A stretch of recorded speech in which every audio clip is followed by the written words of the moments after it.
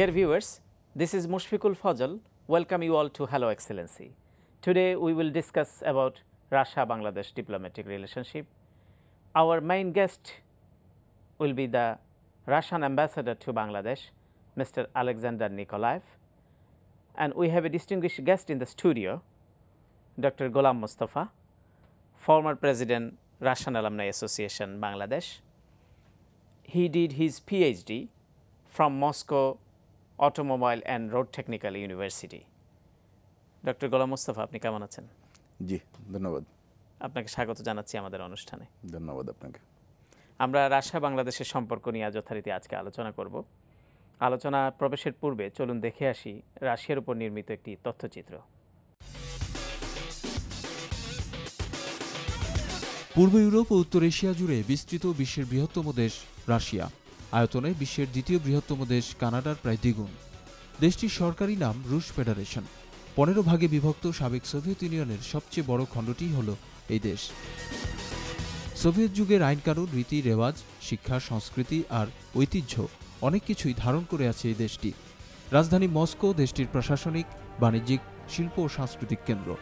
রাষ্ট্রীয় ভাষা রুশ আর খ্রিস্ট ধর্ম প্রধান ধর্ম। রাশিয়ার মতো এত বেশি খনিজ সম্পদ বিশ্বের অন্য কোনো দেশে নেই।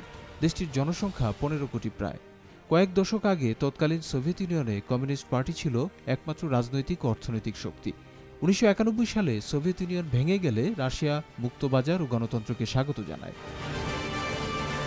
ইউরোপীয় দেশগুলোর মধ্যে স্বাতন্ত্র্য বজায় রেখে চলতে পছন্দ করে রাশিয়া। এর জিডিপির আকার 2.261 ট্রিলিয়ন মার্কিন ডলার আর মাথাপিছু আয় 15,000 মার্কিন ডলারের কিছু বেশি।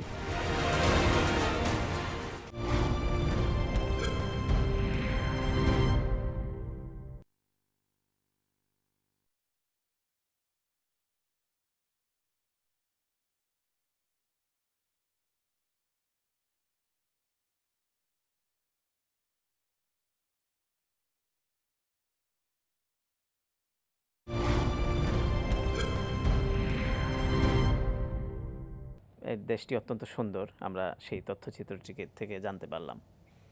তা আপনিও তো দীর্ঘদিন রাশিয়ার সঙ্গে আপনার একটি সম্পর্ক ছিল, আপনি সেখান থেকে পড়াশোনা করেছেন এবং উচ্চতর ডিগ্রি অর্জন করেছেন। আপনার অভিজ্ঞতাটি কেমন রাশিয়ায়? আমি যখন রাশিয়াতে ছিলাম তখন এই দেশটির নাম ছিল সোভিয়েত ইউনিয়ন। এবং আপনারা জানেন সোভিয়েত ইউনিয়ন বিশ্বের 1 বা 2 নম্বর পরাশক্তি ছিল। দেশটি অন্যরকম ছিল, আমাদের সমাজ ব্যবস্থা সেখানে অন্যরকম আমরা যখন ছিলাম। এখন সেই সোভিয়েত ইউনিয়ন নেই, এখন রাশিয়া হয়েছে। এখানে সমাজ ব্যবস্থার পরিবর্তন হয়েছে। আমি প্রায় 10 বছর মস্কোতে ছিলাম, পড়াশোনা করেছি। এবং আমি রিসেন্টলি 2003 সালে একবার রাশিয়া ঘুরে এসেছি, এই নতুন রাশিয়া দেখে এসেছি। দেশটি আগে যেমন ছিল সমাজ ব্যবস্থা পাল্টে গেছে, কিন্তু রাশিয়ার মানুষ তো পাল্টায়নি।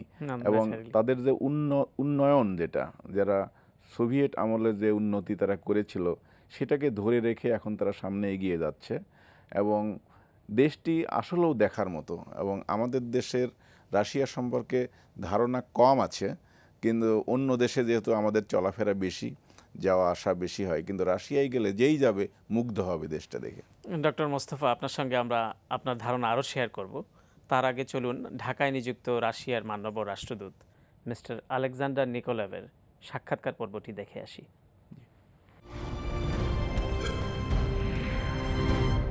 Dear viewers, our today's guest, Mr. Alexander A. Nikolaev, Honorable Ambassador, Embassy of the Russian Federation in Dhaka. Hello, Excellency. How are you today? How do you do, Mushfiq? Glad to welcome you as well as all the viewers of NTV channel. I'm fine as usual. I feel really quite relaxed and good here in the capital city of Dhaka, indeed. Oh, really? Thank you very much. Russia and Bangladesh enjoying very good diplomatic ties. And we are, as a nation, we are very much grateful to Russia and the then Soviet Union. We have got tremendous support in our liberation war during 1971. And still we are enjoying a very good relationship. So as ambassador, how do you evaluate this long journey of relationship? I must say that you are absolutely correct, speaking about the long way of relationship between our two countries. The start was in early 70s. Matter of fact is that right now I am frequently hear these words of gratitude and thanks for the role my country provided in support of independent Bangladesh at that time, more than 40 years ago. But right now I am a little bit, sometimes I am a little bit shy to hear it. Why? Of course, we are thankful for this estimation and for these feelings of gratitude towards my country, towards my people, because it was a support not only of the government of the former Soviet Union, but it was the very enthusiastic feelings towards a newly born nation then. But after all, 40 years have passed already. And I am pretty convinced that right now, both sides, both countries have made a tremendous mutual efforts to make up lost time. There was a certain time break in our, not relationship, diplomatic relations were maintained through the whole period of 4 decades. But certain time break in our collaboration and cooperation. It was obvious due to the changes which had happened in my country. I mean the disintegration of Soviet Union and also birth of the current Russian Federation. And of course there were a lot of changes in Bangladesh as well. And I'm very happy to witness that both sides are quite eager to go this way. Excellency, what do you think? What are the areas still needed more intensify for establishing as a good friendship between the two countries? I believe that, first of all, due to the such circumstances, that both our countries belong to market-oriented economies. Of course, tremendous steps must be done in view of development bilateral trade and to activate, or maybe to some extent I should say even to start from the very beginning, the collaboration or cooperation, whatever you like, between the private sectors of our economies. It's #1 task, as I have seen. Of course, it is necessary to start with a new page, from the new chapter, the interstate collaboration in economies. As far as we don't impose our assistance or our help, but due to the certain requests of Bangladesh government, I think that very promisable is the collaboration in the power sector of Bangladesh economy. It's not a secret, it is admitted by newspapers, by public opinion, by the government of Bangladesh, that there is a certain shortage of energy, inter alia the electrical energy. Yeah. There are different sorts of energy in our times in the world. But the most prospectful, of course, is the generation of electricity from nuclear power plants. As you have heard, there were, by the way, a lot of rumors about collaboration between our countries in this sector, in this field. And I am happy to report to viewers of NTV channel that right now a numerous delegation of Bangladesh authorities, appropriate authorities, are in Moscow negotiating with Russian representatives on the terms of a first stage loan for construction of nuclear power plant, probably in the site of Rupur. Last month, I think already 2 MOU has signed, just memorandum of understanding, to sharing information on something like that. Correct. Can you explain? Sure. You know, the construction of such huge installation, it's a really huge installation, as any nuclear power plant is, even the most modest one, requires a lot of documentary work. Or, as we, the bureaucrats, say, a lot of paperwork. Yeah. I mean the jurisdictional papers, agreements, protocols, etc.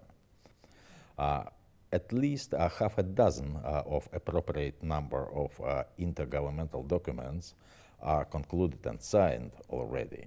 As you have mentioned right now, last month there was 2 MOU signed in Moscow regarding the education, the process of education of the Bangladeshi specialists and experts in nuclear and appropriate physics science, which are necessary to have for working, for operating such a nuclear power plant.